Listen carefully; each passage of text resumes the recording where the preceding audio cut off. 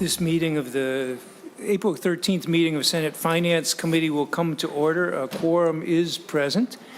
And we have two bills on the agenda. We had listed the Omnibus Commerce Bill first, but the author of that had a meeting at 3 o'clock that could not get out of, so we are going to take up Senator Herr's legacy bill first. And Senator Herr, welcome to the Senate Finance Committee. We look forward to hearing from you on the bill. Thank you, Mr. Chair. And before I make introduction to my bill, is it okay if I make, I'd like to make amendment, the Sure. A8 amendment. The A9 amendment now, yes. A9 amendment is not in the packets, but it's going to be handed out. It's a late-breaking change. Thank you. There's an A8 in the packets, but this apparently is replacing that.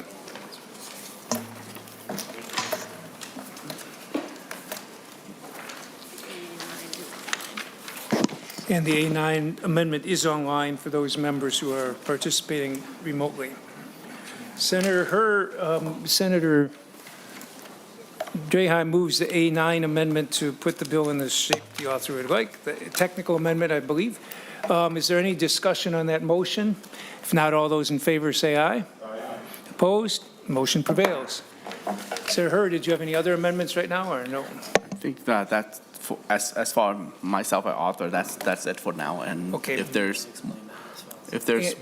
one coming up, I'll certainly will let the community know. And Senator Herr, I guess before you start, I'll mention that we have the House file technically before us, House file 1999, and we will be working off the Senate file, and then we will take that Senate file language and put it on to House file 1999 before we pass out the bill.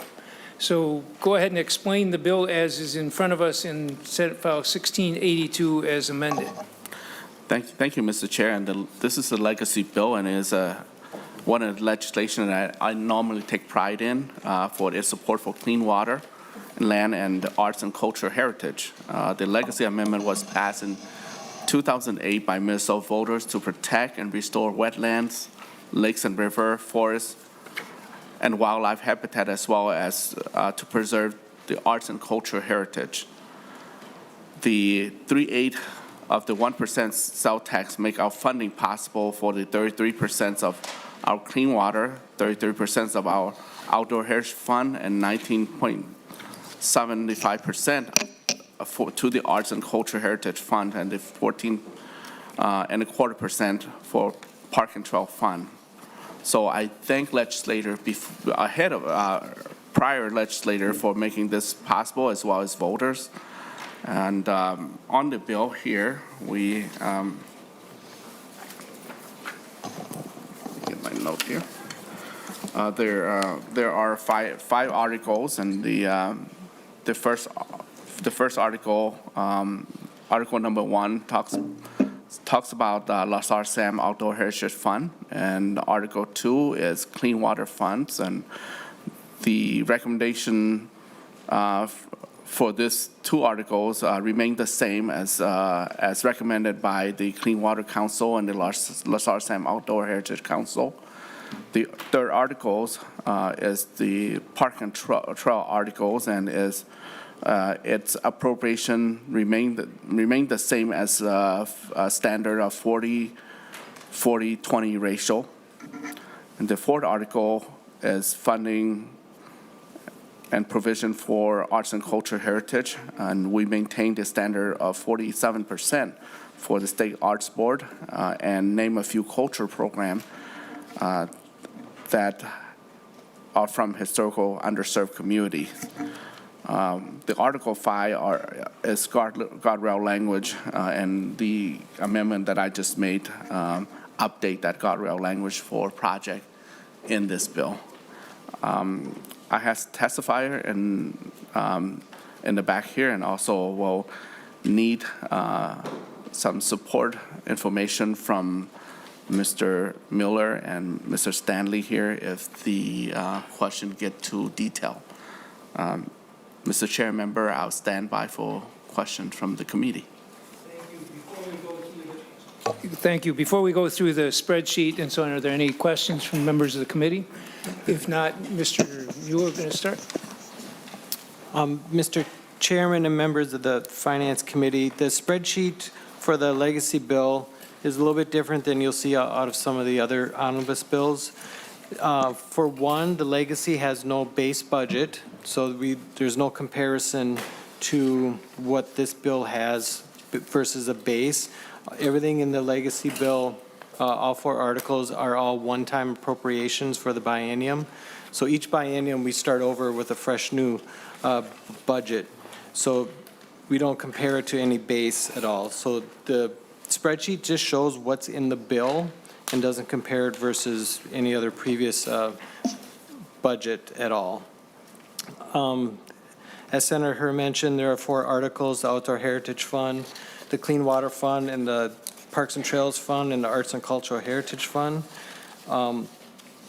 The total amount of spending of appropriations in this bill is $821.8 million throughout the 4 funds. And as I go through the spreadsheet, I'll mention how much is from each fund.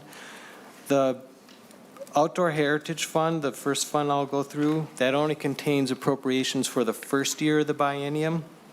The Lessard Sam's Outdoor Heritage Council only makes recommendations for the 1 year at a time. So this bill only contains the first year of those recommendations. They'll come back next year again with a recommendation for the second year. However, the other 3 funds, we are appropriating for both years of the biennium. So I want to make that distinction. I'm not going to go through every line item in the bills. Technically, they're all change versus a base, since there is no base. With Article 1, the Outdoor Heritage Fund, I'll just do totals by issue area. And I know the Lessard Sam's Outdoor Heritage Council people are here if they're to answer specific questions about any of the specific programs. So Article 1, subtotal for prairies is $31.9 million on line 18. The forest projects equal $6.6 million on line 24. The wetlands is on line 36, is about $33.5 million. And habitats on line 64 is the largest portion of the expenditures, is $97.3 million. And within that is the Conservation Partners Legacy Program. That it's a sort of a sub-grant program that does run through the DNR that funds smaller programs. And that's at $9.5 million on line 61. The administrative part of the Outdoor Heritage Fund, you'll see starting on line 65, $336,000 goes to the DNR for contract management. The line 67, the $1.285 million, this pays for the Lessard Sam's Outdoor Heritage Council. There's a technical evaluation panel at DNR. Partner-led acquisitions is $668,000, and then there's a little bit of money that goes from each of the funds to the LCC to help run the legacy website, and there's $7 million here from the Outdoor Heritage Fund. So the total amount appropriated, and also note that the only second-year appropriations that are happening here is on line 67 and 70. The functions of the Lessard Sam's Outdoor Heritage Council is appropriated in both years, so there's a small amount appropriated in the second year. Within all the funds, we try keeping a 5% fund balance at the end of the biennium.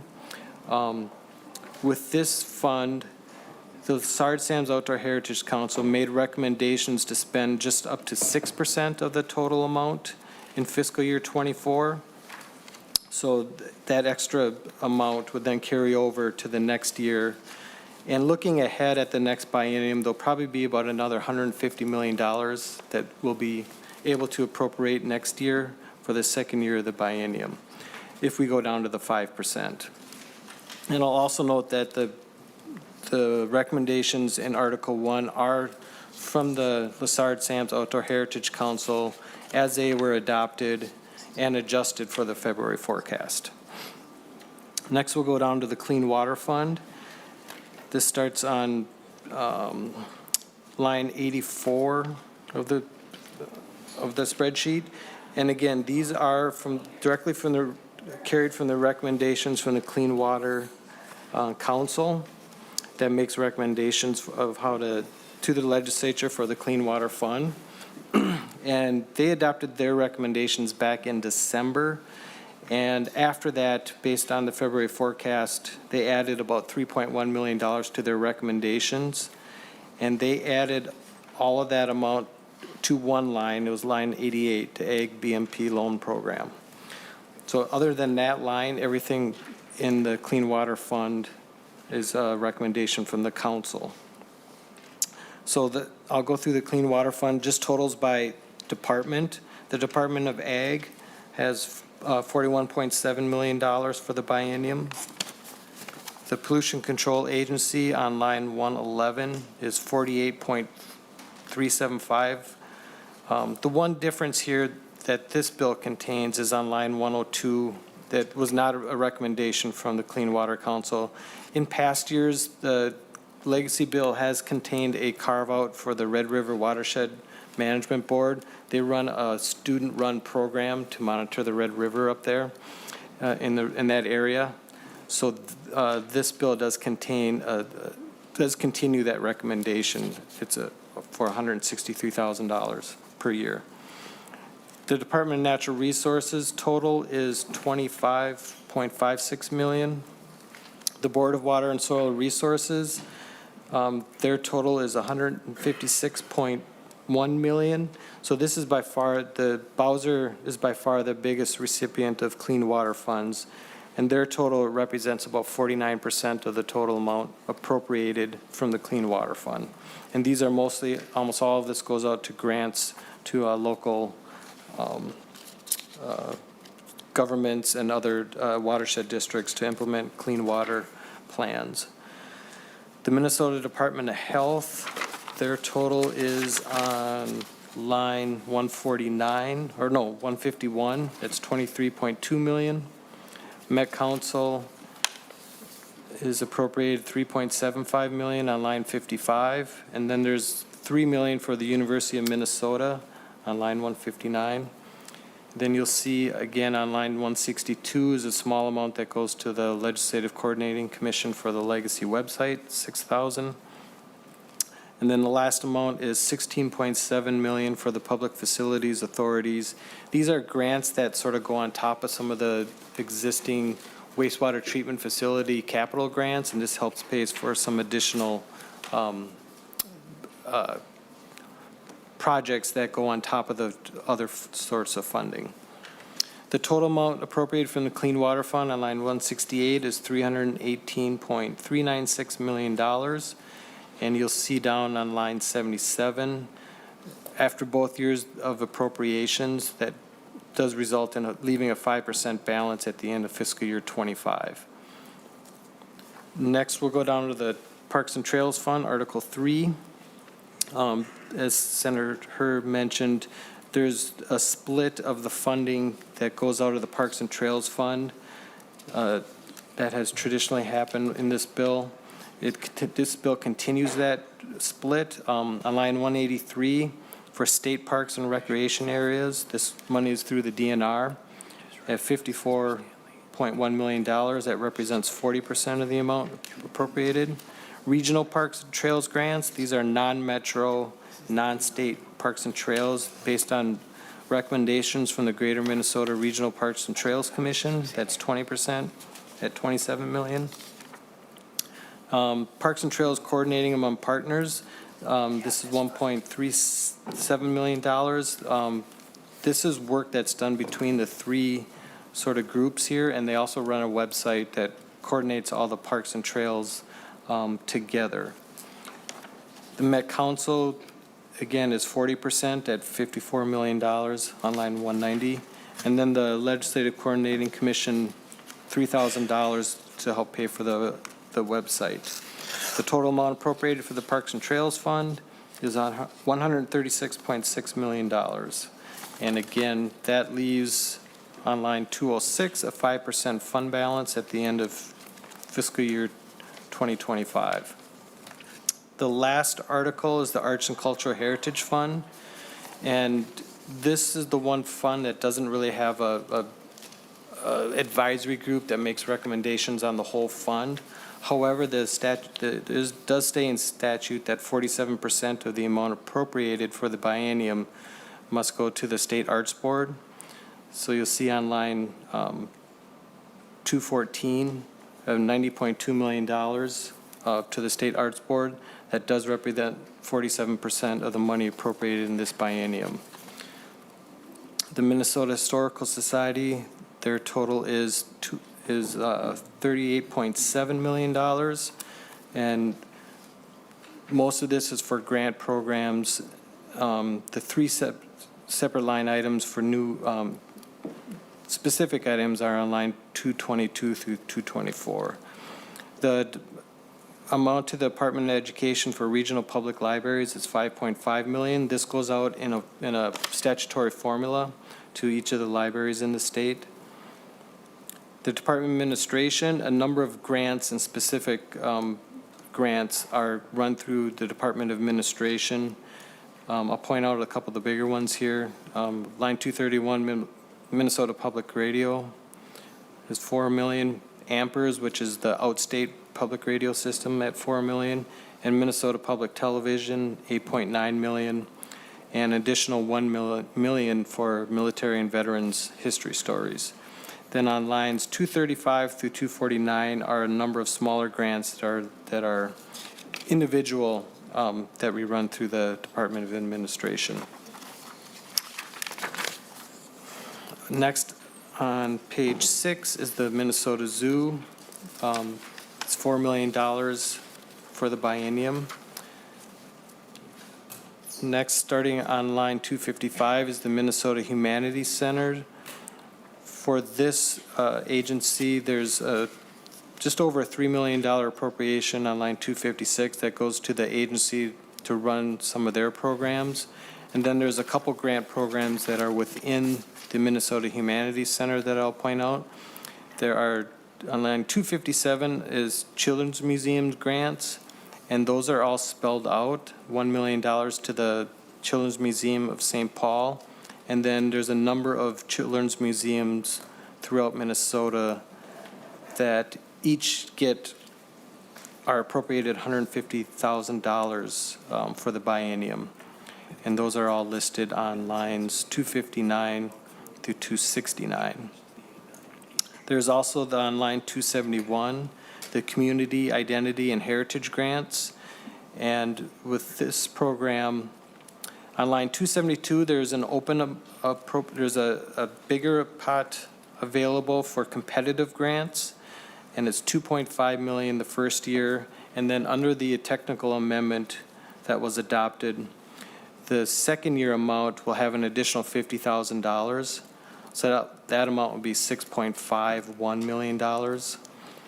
And the technical amendment did reduce line 276 from $100,000 to $50,000, and that $50,000 then moved over to the second year sort of open amount for the competitive grants.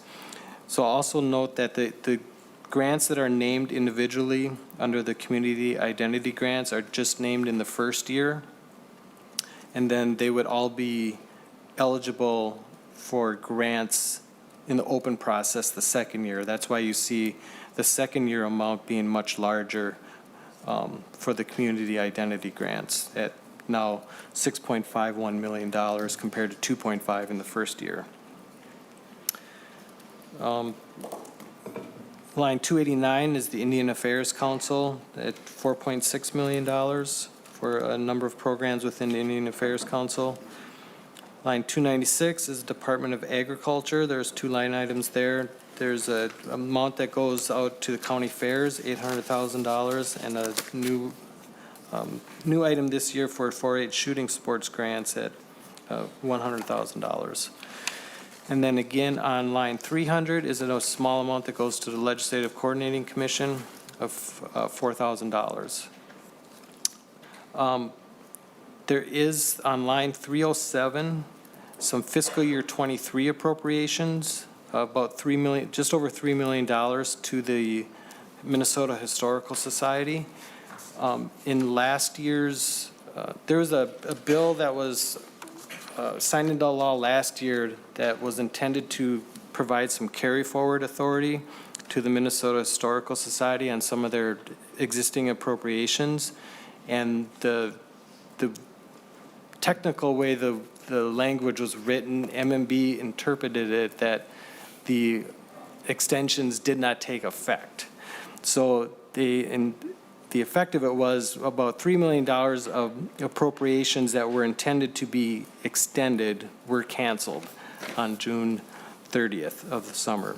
So what this bill does, and this was also in the governor's recommendations, reappropriates that amount that was inadvertently canceled and in fiscal year 23 already. So that's why that's listed separately on lines 307 through 311. And when you take that spending into consideration and the $191.9 million that goes out in fiscal year 2004 and 2005, on line 322, you'll see it leaves a 5% fund balance for the Arts and Cultural Heritage Fund as well. So the last part of this spreadsheet just shows the totals for each fund. Again, the total spending is $821.8 million out of the 4 funds.